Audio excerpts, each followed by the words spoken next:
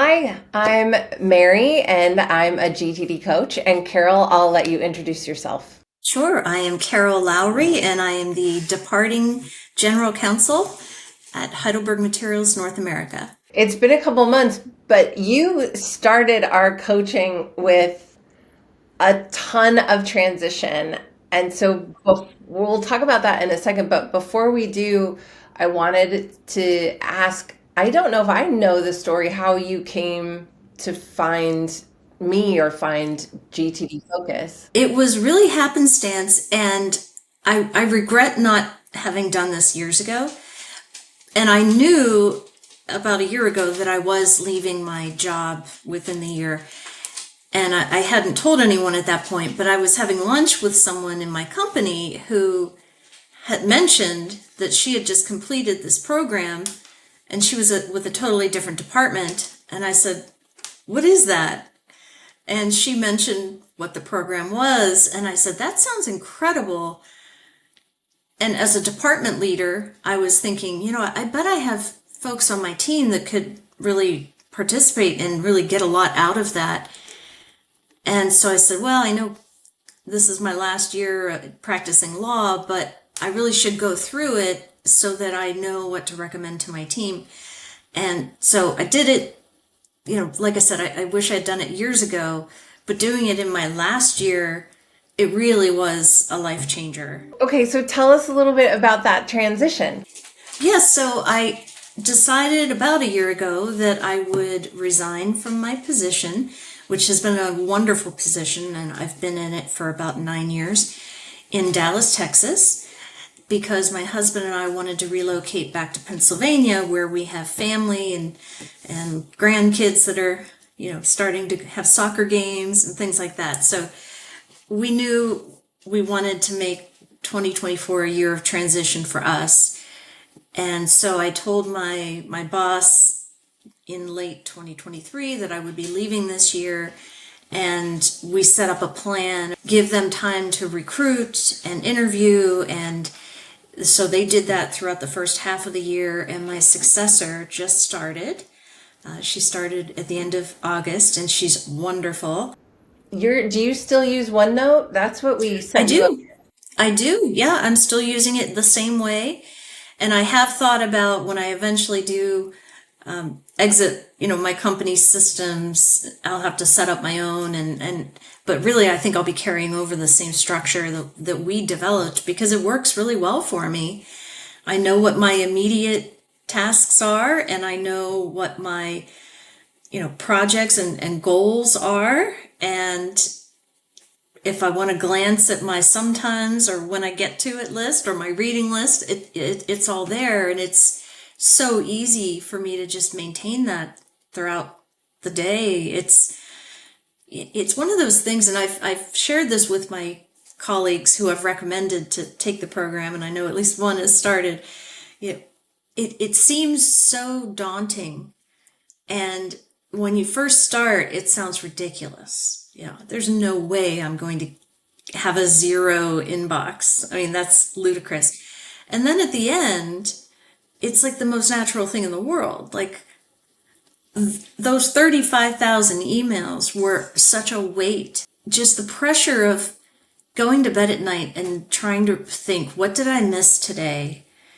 Because there just way too many things come flying in through email and voicemail and every other way. And, you deal with what's the crisis of the moment, but that weight of, what did I miss?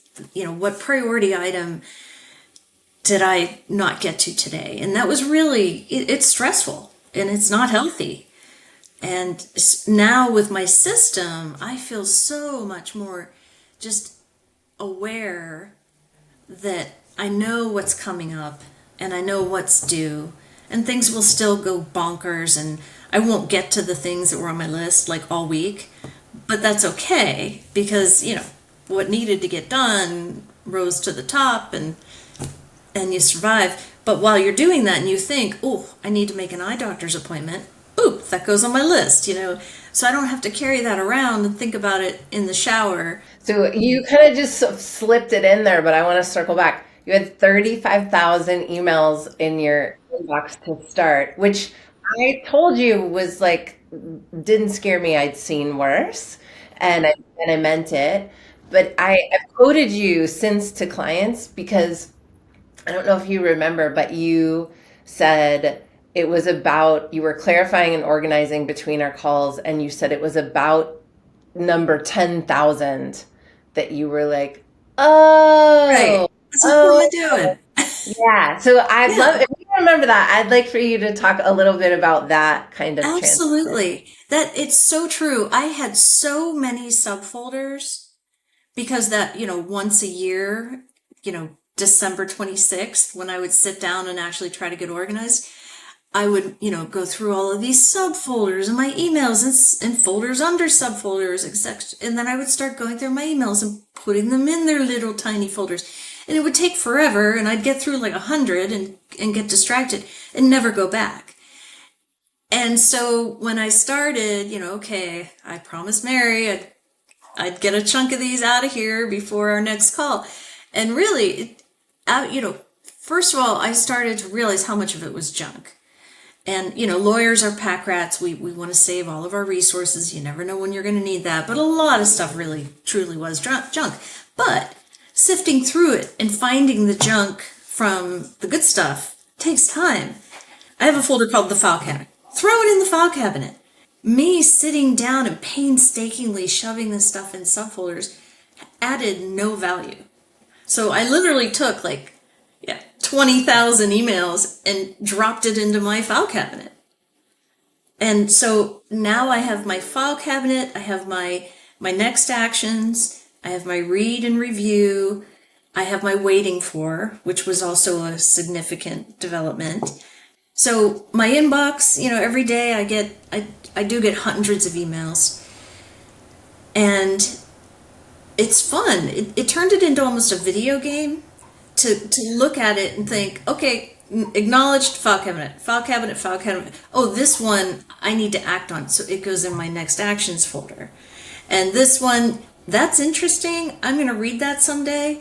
That goes in my read and review file. And then where I've emailed someone else and said, hey, I need this by Thursday, I put that in my waiting for list. And then, every couple of days, when I sit down and I don't know where to start, I open my waiting for. And so I'm not typing out a list. Not once did I go back and open up OneNote and make a note and say, I'm waiting for, Joe to send this to me on Thursday.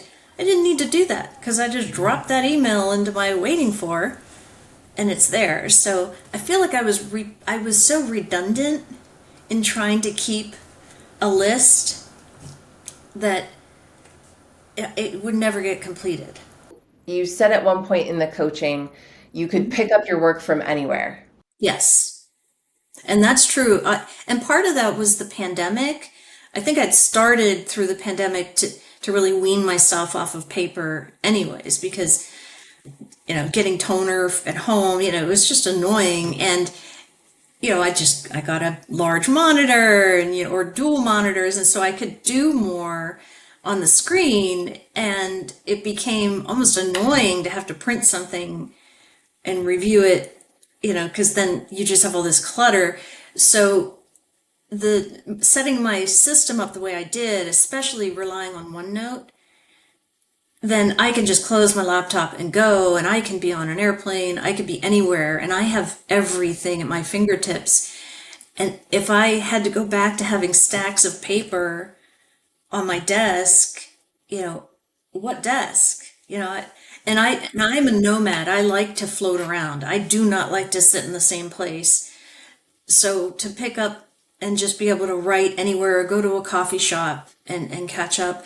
But the functionality, the searching is critical. What would you say to someone who was thinking about coaching, had maybe heard about this, wasn't sure, and was just like, my system's kind of good enough, like you, like they're successful, good enough, doing well, and the nature of the job is to be really busy.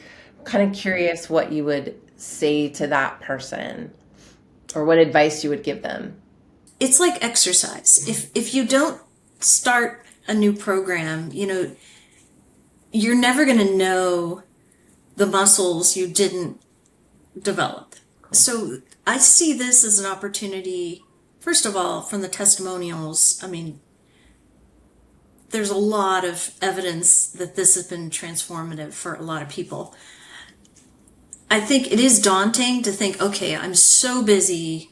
What am I doing? Adding another thing onto my calendar? This is crazy.